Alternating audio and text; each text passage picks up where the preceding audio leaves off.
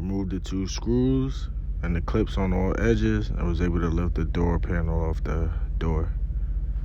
Here, I got a bunch of holes drilled into the back of the door, so you could basically take this door handle off, put the new door handle in, but you have to remove this pin from the old door handle, and I just clip it right off. Now, I'm taking a new door handle, putting it into the panel that was removed.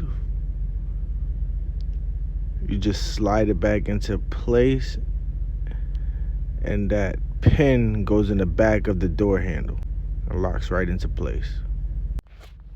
Now, these are the holes that were drilled into the back of the door so you can remove that panel.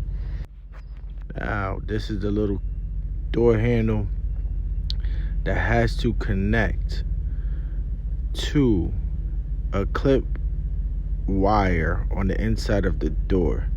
That wire right there, right there.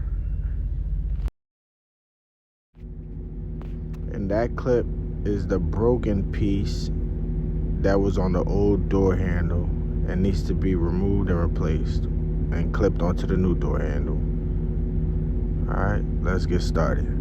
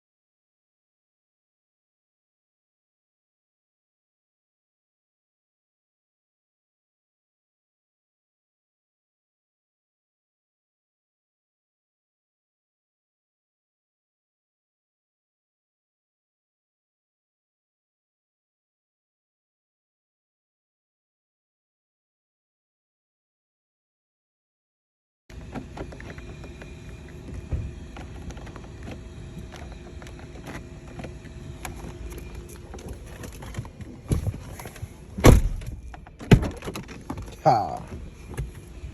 Yeah.